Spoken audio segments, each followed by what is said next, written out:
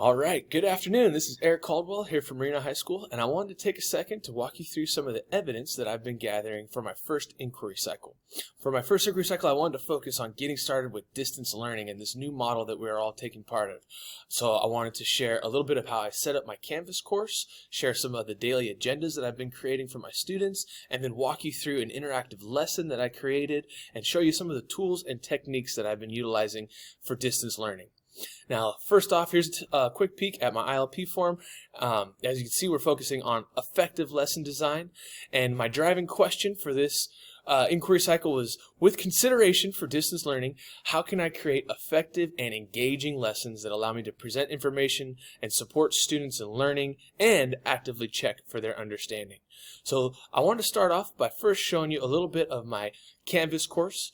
So this is for my economics class, for my seniors economics. Here on my homepage, I have our daily agendas that I post up, and also a little bit about our course and my contact information. Now, I like to utilize modules to share information with my students.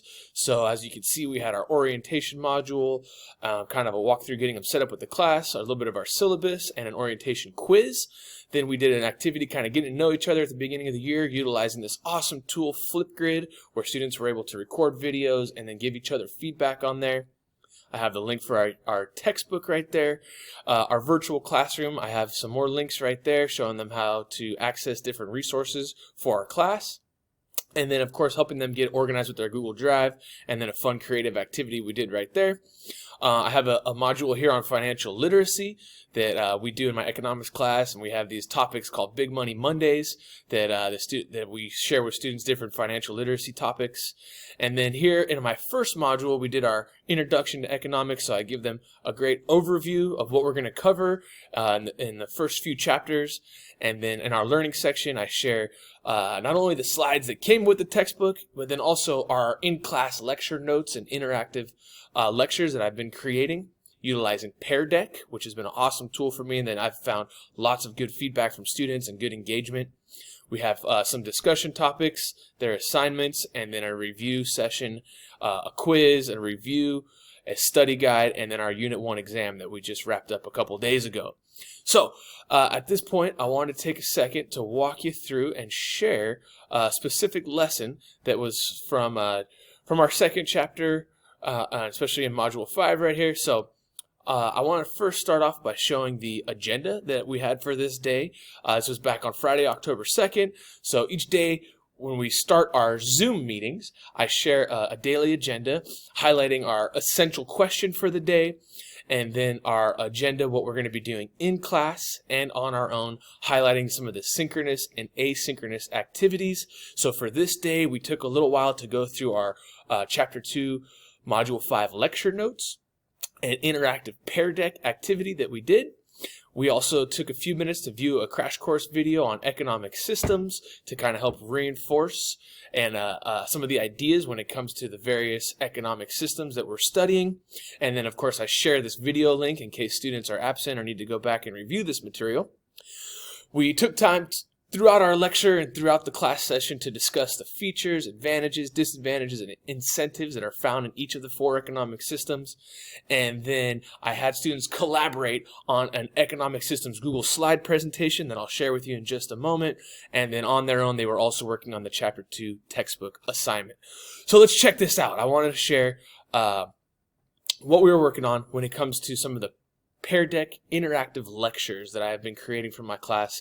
I have found this to be an awesome tool to help students stay engaged while we're going through this important content. So I've created lecture notes and these Pear Deck activities for each module as we go through the textbook. So we kind of have our key idea of what we're looking at for the day and objectives. So this kind of adds on to our agenda and gives them a clear objective of what we're looking for when we go through this lecture.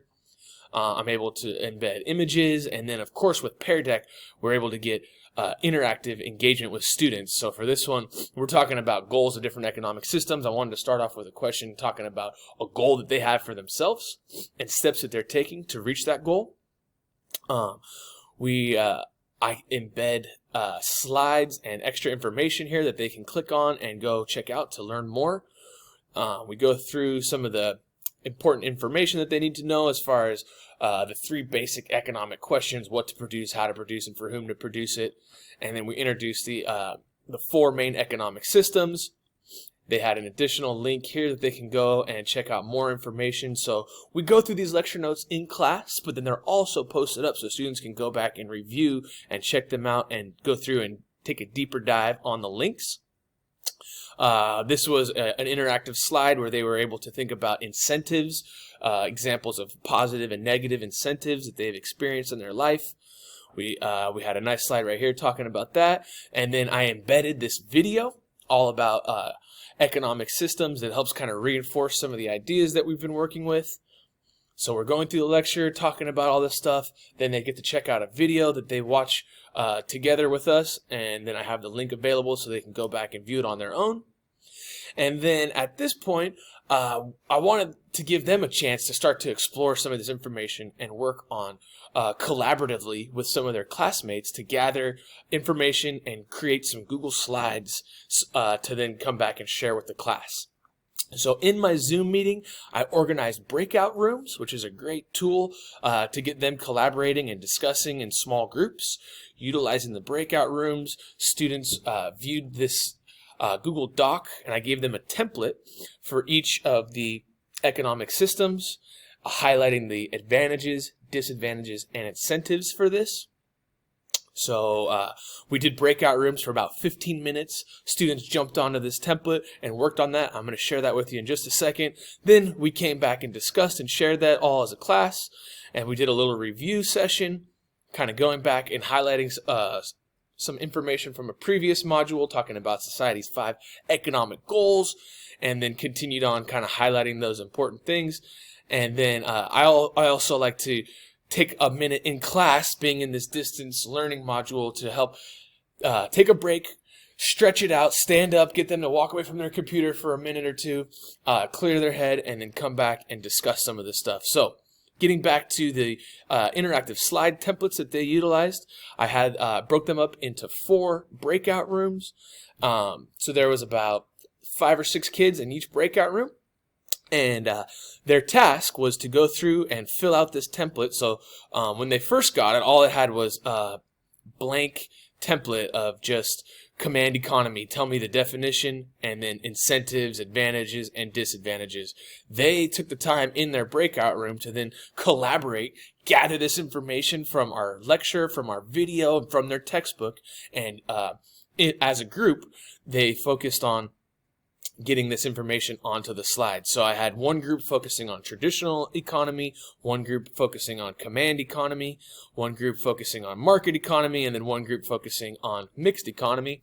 Then after about 15 minutes, during the breakout room session, during that 15 minutes, I took time to go into each breakout room, check in with them, listen to their discussion, kind of check in and monitor their progress, checking for understanding, a little formative assessment, and kind of see where they were going and how they were making progress on this. After about 15 minutes, I checked back in with them and saw that they were ready to go and had finished work on their slides. So closed the breakout rooms, brought it back together, and I had told them to pick 1 or 2 people to share the information from your group. So then all back together as a class session, we came in and we went through and talked about each style of economy, and the students got to share out what they had found and what, as you can see, they all designed their slides a little bit differently. Some of them chose to embed images, and it was a great way for them to be collaborative, working with their partners, discussing the ideas, and then coming back and sharing them out as in a whole class setting. So I found the breakout room tool extremely useful, utilizing these different Google Slide templates for various lessons. This is just one example, but we've done several of these throughout our first quarter together. And after we had a chance to discuss that, we came back to our agenda and took a look at this after collaborating.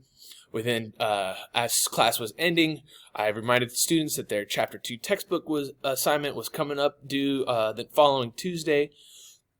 And then, when we came back on Monday, I used another awesome tool that I've been utilizing in class, Kahoot. These are interactive quiz games that students log in with their own personal devices, And as a class, we kind of go through here, challenge each other to answer these questions. Their Kahoot offers awesome whole library of different topics. So I've created a few on my own. I've grabbed a few that other people have created and shared out. So this has been a great tool that we've used to kind of review material, check for understanding, give them a chance to kind of get a little competitive and have some fun with the information. And I go back and in our lecture notes, I also include the links to a couple of these for our review before they take their quizzes for each chapter. So it's been a great way for them to kind of, as a class, be a little collaborate, compete against each other, and kind of it's exciting. They get excited when they get into these Kahoot sessions. And then it's a great way for them to go back and test their own knowledge, because we can set it up as a class or they can do it individually as well. So it's a great way for them to go back and review material. So that is just a little bit of how I wanted to highlight some of the tools and techniques that I've been utilizing to kind of get started with our distance learning. I've had a great time utilizing some of the features in Zoom, such as breakout rooms and polls. And I found that these Pear Deck interactive lecture slides have been gotten great feedback from students on that. It keeps them engaged while we're going through the information. Instead of them just sitting there listening to me, they are actually taking part in our lecture and sharing their ideas actively with their classmates. And it's cool because it's anonymous, so instead of just calling on one student, they all get to chime in with their answers, and then we can go through and review what they're sharing and some of their ideas. So if I go back to here on Canvas and take a look at modules, you can see if we go back to, let's say this one for example, right here, we have the interactive Kahoot session right here, right? So similar setup with that. Decision making on this slide, they're able to do some matching with vocab terms. Another question slide where they all share out their response. Okay, so this kind of highlights a little bit about how I've been organizing and engaging students, checking for understanding, and then also formatively assessing their understanding as we go through. At the end of the module, of course, then we have our summative assessment and our Unit 1 exam that we took a few days ago. So that's just a little bit to highlight some of the tools, techniques, and strategies that I've been using to engage my students during distance learning. I hope you enjoyed. And thank you. Looking forward to the rest of the year.